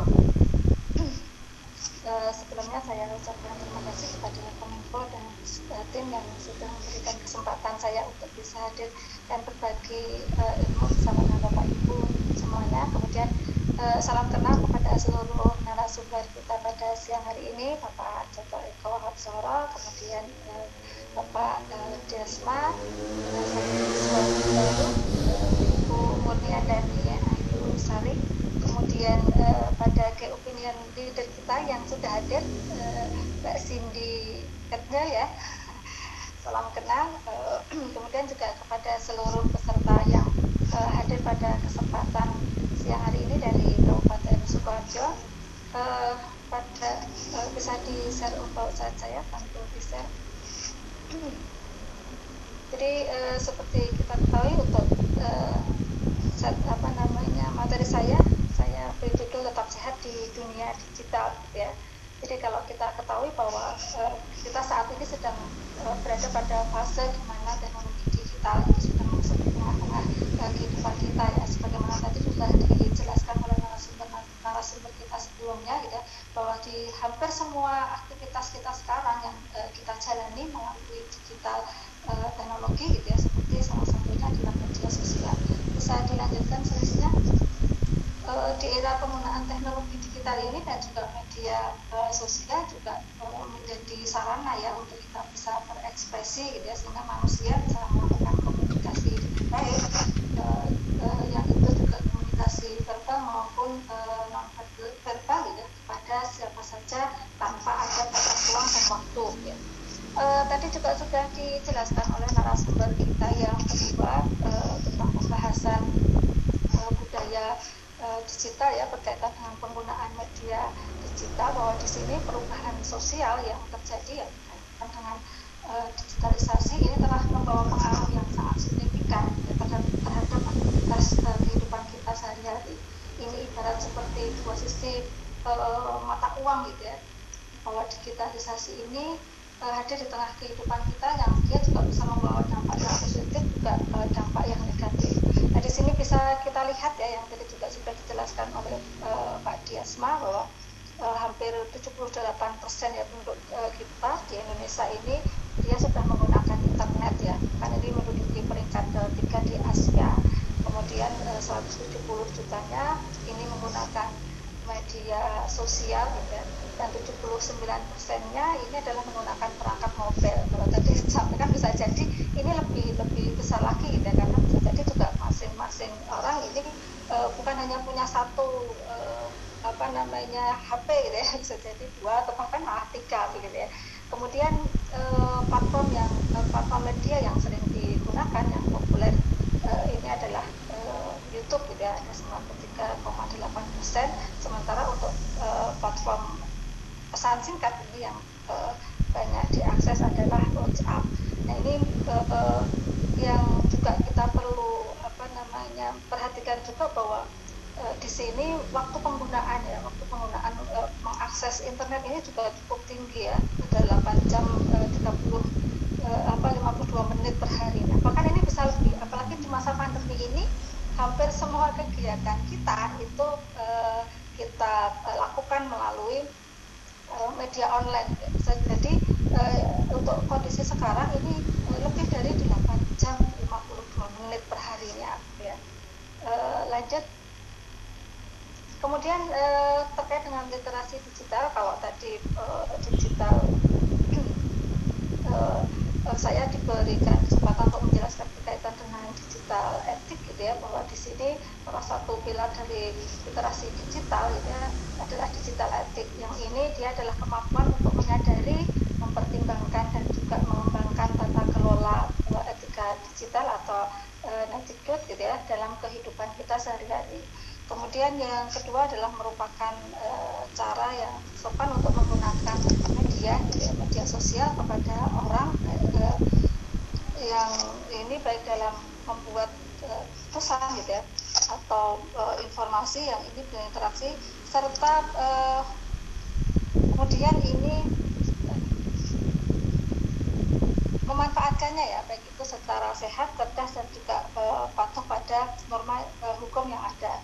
Kemudian digital etik ini juga merupakan adopsi gitu ya dari konsep etika tradisional yang ini diterapkan pada penggunaan teknologi komputer dan juga jaringan internet. Sehingga di sini ketika kita menggunakan media digital gitu ya, seharusnya ini kita memang diarahkan ya pada satu niat atau kemudian sikap dan perilaku yang etis gitu ya demi kebaikan bersama dalam rangka untuk meningkatkan kualitas kemanusiaan. Sehingga di sini etika digital ini memang sangat relevan ketika dipraktekkan untuk masyarakat Indonesia yang multikultural yang tadi juga sudah dijelaskan oleh Pak Diasma gitu ya, apalagi yang berkaitan dengan untuk mendukung proses demokrasi yang sehat di negara kita. Nah ini dengan berbagai dampak tadi gitu ya, yang ditimbulkan dari keberadaan teknologi dan juga internet ini, tentunya memang setiap individu ini perlu untuk mendapatkan literasi digital gitu ya, yang ini juga perlu pemahaman yang terkait dengan etika digital itu sendiri dalam rangka untuk menghindari berbagai dampak negatif gitu ya dari perubahan interaksi sosial di ranah digital yang jadi juga sudah dijelaskan apa saja dampak-dampak negatif gitu ya dari ranah digital. Kemudian lanjut untuk slide berikutnya. Nah ini Internet Itinerary Passport ya, yang memberikan gambaran berkaitan dengan apa aturan umum ya, aturan umum atau norma umum ya ketika kita melakukan digital atau berinternet gitu ya. Yang pertama adalah bahwa saat kita berada di internet atau dunia online ya, maka kita semua ini adalah manusia ya, sebagaimana ketika kita berada di dunia nyata. Jadi tidak ada perbedaannya. Saat sekarang kita berada di online ya, kita adalah manusia gitu ya, bukan robot gitu ya, bukan robot. Kemudian yang kedua bahwa kita harus mengikuti aturan ya. Di sana ada aturan yang ada pada kehidupan kita sehari-hari. Maka ketika kita berada di internet atau ketika kita di dunia digital gitu, maka ketika itu juga ada aturan-aturan yang kita bawa di dalam dunia digital tadi. Jadi tidak ada perbedaan yang signifikan gitu ya ketika kita berada di dunia nyata dengan ketika kita berada di dunia digital. Kemudian yang ketiga, norma atau aturan umumnya adalah bahwa kita harus mengingat tempat ya, di mana ketika kita sedang melakukan online atau berada di dunia digital gitu. Jangan sampai kita salah menempatkan ya. Kalau tadi Mbak Uni menjelaskan berkaitan dengan hati-hati ya ketika kita sering share informasi gitu ya, ketika kita berada di mana, apalagi kalau itu dilakukan setiap atau rutin ya, setiap aktivitas kita sehingga bisa diketahui oleh orang lain ya. Nah ini kita juga perlu memperhatikan tempat ketika kita melaksanakan kegiatan online atau digital. Kemudian yang keempat, aturan umumnya adalah bagaimana saat kita sedang online ini ya, kita bisa menghormati orang ya ketika kita berinteraksi. Jadi di sana harus ada saling menghormati, layaknya ketika kita berinteraksi secara langsung, secara bertemu dengan langsung gitu ya, maka etika peraturan yang sudah disepakati tadi gitu ya, ini juga harus kita taati ya ketika kita berinteraksi. Lanjut slide berikutnya. Nah di sini ketika kita sedang melakukan online ya, kalau tadi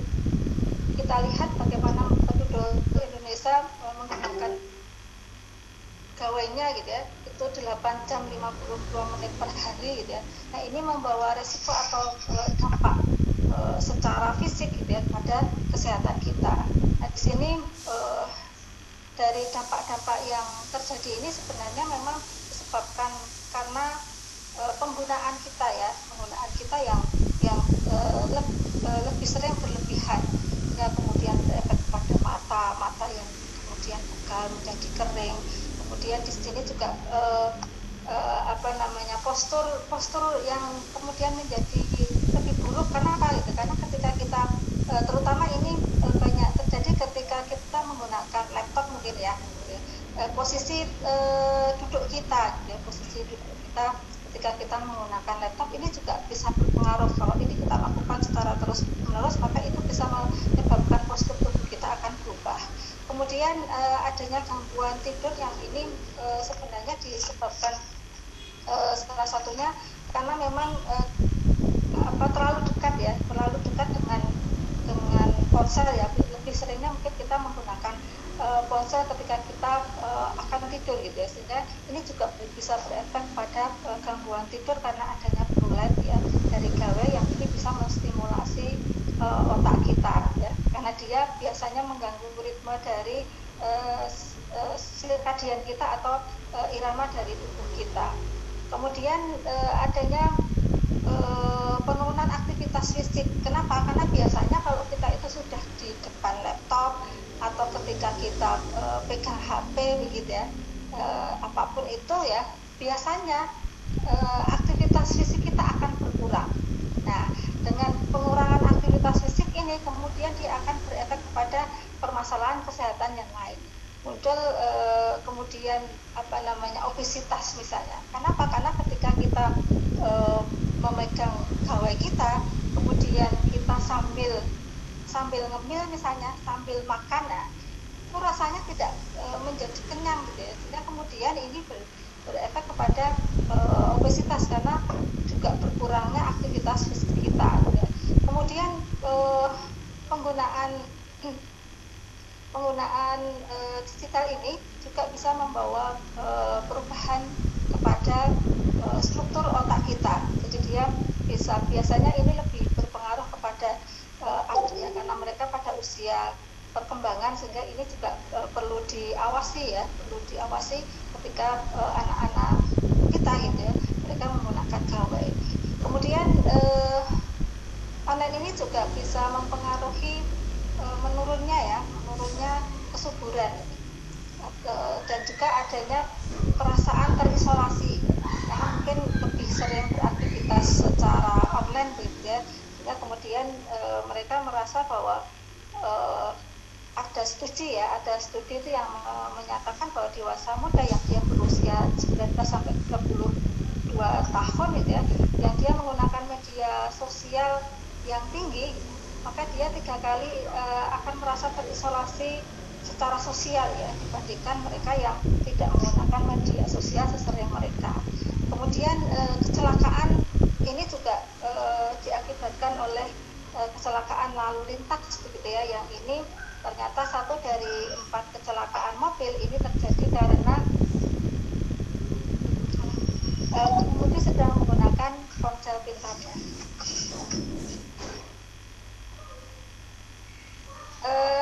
Lanjut slide berikutnya. Nah ini selain dampak fisik, ternyata pemanfaatan teknologi yang berlebihan ini juga bisa membawa dampak gitu ya terhadap kesehatan mental kita gitu ya, yang ini disebabkan karena adanya kecanduan ya, juga penipuan yang online atau adanya pornografi yang ini kemudian menyebabkan kesehatan mental kita. Biasanya wujud dari kesehatan mental yang ditimbulkan dari penggunaan gadget ini adalah stres. Jadi stres ini adalah reaksi dari tubuh terhadap situasi yang tampak berbahaya atau sulit gitu ya. Kemudian selain stres, akibatnya kemudian menjadi depresi ya. Ini adalah gangguan dari suasana hati atau mood gitu ya, yang ini biasanya ditandai dengan perasaan sedih yang mendalam dan juga adanya rasa ketidakpedulian. Kemudian dampak kesehatan mental berikutnya terjadinya gangguan kecemasan. Yang ini merupakan gangguan kesehatan mental yang dia biasanya ditandai dengan perasaan khawatir, kemudian cemas atau takut yang cukup kuat ya. Yang ini juga akhirnya berdampak kepada gangguan aktivitas fisik. Lanjut slide berikutnya. Kemudian bagaimana tips untuk menjaga kesehatan secara fisik? Jadi yang pertama adalah bagaimana kita bisa mengatur waktu ya, mengatur waktu ketika kita menggunakan atau berada pada dunia online. Jadi jangan terlalu lama ketika kita berada di depan layar laptop atau komputer kita gitu ya, ketika kita berinternet. Usahakan kita bisa membatasi waktu kita untuk berinternet ya. Kalau misalnya bagus ya 2 jam sekali ya, 2 jam sekali kita berhenti untuk beraktivitas yang lainnya sebentar ya. Jadi bisa beristirahat sejenak gitu, kita berganti dengan aktivitas yang lain. Kemudian kalau misalnya kita harus menggunakan ponsel gitu ya, maka coba untuk bisa membatasi penggunaan ponsel. Ada waktu-waktu yang kemudian memang kita berhenti untuk tidak menggunakan ponsel kita. Kemudian yang kedua adalah bagaimana kita bisa menentukan tujuan kita bermedia online. Nah ini penting ya, yang tadi juga disampaikan oleh pembicara kita sebelumnya, bahwa kita juga harus tahu tujuan kita ketika kita berinternet. Jangan sampai kemudian kita keasikan berinternet, kemudian kita membuka website yang mungkin itu tidak ada manfaat yang positif untuk kita. Kemudian yang berikutnya adalah kita bisa memilih konten yang tepat ya ketika kita menggunakan media online tadi ya. Jangan sampai kemudian kita terjerumus, bahkan kemudian kita malah menjadi membawa hal-hal yang positif bukan untuk diri kita sendiri, hal yang negatif ya, bukan untuk diri kita sendiri tapi juga untuk yang lainnya. Yang penting juga dalam hal menjaga kesehatan fisik, bahwa ketika kita menggunakan media online ini juga kita perlu menjaga bagaimana pola makan dan juga pola olahraga kita ya, karena ini tadi dengan penggunaan gawai tadi ya, ini mengurangi aktivitas fisik kita sehingga berolahraga ini menjadi hal yang penting. Lanjut. Kemudian bagaimana ketika kita mengalami gangguan mental ya, kesehatan mental. Nah ini tipsnya adalah yang pertama, kita bijak dalam penggunaan media sosial.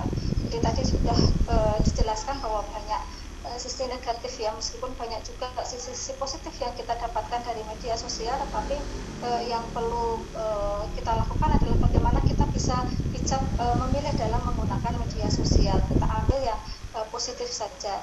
Kemudian yang kedua adalah bagaimana kita bisa munculkan rasa ikhlas, optimis, dan juga selalu berpikir positif. Karena ketika kita bermedia sosial, apalagi mungkin ini banyak dialami para remaja perempuan kita gitu ya, ketika mereka melihat di internet itu banyak perempuan-perempuan yang cantik, yang kemudian mereka ramping-ramping gitu ya, kurus-kurus gitu ya. Mereka kemudian khawatir, saya nggak bisa seperti mereka gitu ya. Akhirnya bagaimana caranya supaya mereka bisa mengikuti gaya gitu ya, gaya atau tampilan orang yang dilihat di media sosial tadi. Nah ini kita perlu untuk mempunyai pemikiran keikhlasan, optimis, dan juga berpikir positif. Kemudian selalu fokus dengan kehidupan pribadi kita. Jadi kita tidak perlulah untuk fokus kepada kehidupan orang lain, karena yang penting adalah bagaimana kita bisa menjalani kehidupan kita dengan baik. Dan yang terakhir gitu ya, bagaimana kita bisa menjaga kesehatan mental kita adalah kita selalu mendekatkan diri kepada Allah gitu ya. Bagaimana kita selalu meningkatkan ibadah dan senantiasa berdoa gitu ya, karena memang banyak hal gitu ya, banyak hal yang di dunia maya ini yang kita tidak bisa kontrol gitu. Sehingga di sini bagaimana kita bisa meningkatkan ibadah dan doa kita. Mungkin itu yang bisa saya sampaikan. Maaf jika ada kurang lebihnya. Mari kita bisa menjadi masyarakat yang digital yang pintar, cerdas, dan sehat di dunia digital. Terima kasih. Assalamualaikum warahmatullahi wabarakatuh. Waalaikumsalam warahmatullahi wabarakatuh. Terima kasih Bu Titik atas ilmunya. Jadi ruang digital sering diartikan sebagai ruang bebas di mana setiap orang itu bisa melakukan apapun sesuai keinginannya. Tapi akan tetapi di ruang bebas ini sebenarnya tetap memiliki batasan sesuai etika ya Bu ya. Terima kasih sekali lagi Bu. Silakan beristirahat sejenak. Nanti kita ketemu lagi di sesi tanya jawab. Dan tadi kita sudah simak dan dengarkan ya teman-teman ya pemaparan dari para narasumber kami mengenai 4 pilar yang terkait dalam dunia digital. Kita sudah bahas dari perspektif digital skill, digital ethics, digital culture, dan terakhir ada digital safety. Kalau masih belum jelas, teman-teman bisa langsung bertanya di kolom komentar. Formatnya masih sama, yaitu dengan tulis nama kamu, apa pertanyaan, dan ditujukan ke narasumber siapa. Sekali lagi saya ingatkan, jangan lupa untuk follow akunnya Siberkreasi dan Janteng DIY dan Siberkreasi. Dan kita lanjut ke sharing session hari ini. Ada KOL yang cantik yang akan undang kali ini adalah Kak Cindy selaku konten kreator, dan kita akan ajak nih untuk sharing-sharing bareng bersama seluruh peserta di Kabupaten Sukoharjo. Apa sudah bisa bergabung Kak Cindy? Selamat siang Kak Nisha. Selamat siang menjelang sore Kak Cindy. Menjelang sore, betul. Selamat siang juga untuk kepada Kak Cindy hari ini. Oke, aku baik. Kak Nisha apa kabar? Baik, salam kenal ya dari Nisha sebelumnya ya Kak Cindy Salam ya. kenal. Salam kenal juga Kak Nisha. Kita bicara mengenai tema terkait hari ini ya Kak Cindy ya. Boleh sharing-sharing bareng, dan menurut Kak Cindy apa saja sih yang perlu diperhatikan nih untuk menjadi masyarakat yang cerdas, pintar, dan sehat di dunia digital? Oke, pertama-tama bisa dimulai dengan memperbanyak pengetahuan tentang apapun di Indonesia, termasuk tentang hal berkomunikasi di dunia digital. Cari tahu juga nih tentang etika berinternet, dan juga jangan lupa diterapin. Terus sebelum berdigital tentunya juga penting untuk selalu melatih karakter diri. Biasanya kalau aku mulai dengan cara memperbanyak mengikuti pelatihan atau menonton konten atau sharing tentang hal pengembangan diri, supaya positivity itu bisa dimulai dari diri sendiri dulu, dan kemudian kita bisa sharingkan dan menjadi contoh nih untuk masyarakat digital lainnya. Terus jangan lupa juga jangan malas membaca nih. Jika baca artikel, bacalah sampai habis. Kalau belum sampai tuntas, jangan dulu menyimpulkan. Jadi baca dulu sampai tuntas, baru menyimpulkan artikelnya membahas apa dan seperti apa, agar tidak terjadi juga dan mengurangi juga kesalahpahaman nih Kanesha. Sebagai konten kreator dan sebagai milenialis, kita harus membuat konten-konten yang positif dan membangun di sosial media agar dapat bermanfaat juga bagi masyarakat luas ya Kak ya. Dan ada juga pengetahuan dan pendapat dari Kak Cindy sendiri mengenai menjadi masyarakat digital yang cerdas, pintar, dan sehat di dunia digital. Silahkan Kak. Oke, untuk menjadi masyarakat digital yang cerdas, pintar, dan sehat itu perlu banget ya. Karena kita sebagai warga digital nih tentunya bukan semata-mata berlindung di balik identitas media digital kita, tetapi juga kita sendiri yang menciptakan identitas kita, dan kita tuh yang bertanggung jawab atas apa yang kita lakukan di aktivitas digital yang kita lakukan. Terus karena kegiatan atau aktivitas digital itu juga kan ada trackingnya, bisa terlacak, dan tentunya jejak digital itu adalah yang paling sulit nih untuk dihilangkan jika sudah tersebar. Maka dari itu kita bisa coba nih mulai dari sekarang melakukan aktivitas di dunia digital itu seperti kita juga berperilaku di dunia nyata, penuh kesadaran, etika, serta tanggung jawab terhadap apa yang kita lakukan tentunya, dan juga terhadap sesama di sekitar kita. Ya, setuju banget sama Kak Cindy. Konten itu harus yang baik, jangan mengikuti zaman aja ya Kak ya. Jadi kita harus memberikan konten yang edukatif, diberi kreasi-kreasi yang baik dan kreatif, menarik dan bermanfaat. Nah Kak, menurut Kak Cindy sendiri nih, bagaimana sih cara kita bisa menjadi masyarakat digital yang cerdas dan pintar? Oke, kalau dimulai dari balik lagi tadi, kalau kita mau menjadi masyarakat digital yang cerdas dan pintar, pastinya kita mesti dari diri sendiri melatih kemampuan, kesadaran penuh ketika kita ingin mempost, ingin membuat konten. Itu kita harus tahu bahwa sumbernya adalah benar, isinya benar, yang dapat kita pertanggungjawabkan juga. Terus kalau misalnya hanya untuk kita membaca suatu artikel atau konten, kita juga membacanya itu dengan bijaksana. Pastikan dulu bahwa itu adalah betul, baru kita misalnya bagikan. Misalnya itu menurut kita itu sangat bermanfaat untuk sekitar kita juga. Nah, itu perlu kita cross check dulu, kita apakah artikelnya betul atau enggak. Terus untuk keamanan juga kita harus juga mengutamakan jangan terlalu percaya dengan orang-orang yang belum kita kenal di ruang digital, karena banyak juga sekarang kan maraknya penipuan online, entah itu diberikan hadiah tapi ternyata kita harus men-share OTP, kode OTP yang mana taunya data-data pribadi kita malah yang di-hack, malah yang kita tersebar gitu. Betul, jadi kita harus hati-hati juga ya Kak ya dalam membuat konten, jangan mengunggah hal-hal bersifat pribadi. Nah Kak, terakhir dong, ada nggak sih pesan-pesan yang pengen disampaikan nih dari teman-teman untuk pesan kita hari ini mengenai tema yang terkait pada siang hari ini? Silakan Kak. Oke.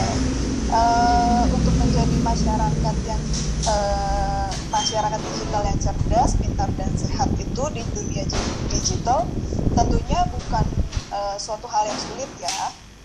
Jika kamu misalnya sudah cerdas, pintar dan sehat nih dalam berteman, berkomunikasi di dunia nyata, tinggal aja terapkan itu di dunia digital juga.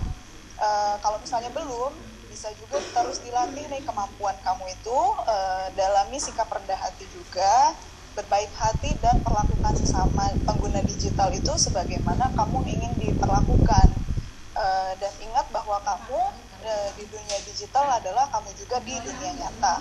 Terus ada quotes juga, life is not about to find who you are, but more about to create who you are. Jadi hidup itu bukan tentang mencari siapa jati diri kamu, tapi lebih ke bagaimana kamu membuat jati diri kamu. Kamu ingin menjadi siapa dan pribadi yang seperti apa, dan bagaimana kamu ingin dipandang orang lain itu, semua akan balik lagi kepada kamu yang menentukan. Oke, luar biasa sekali quotes-nya guys. Ini tepuk tangan dulu dong untuk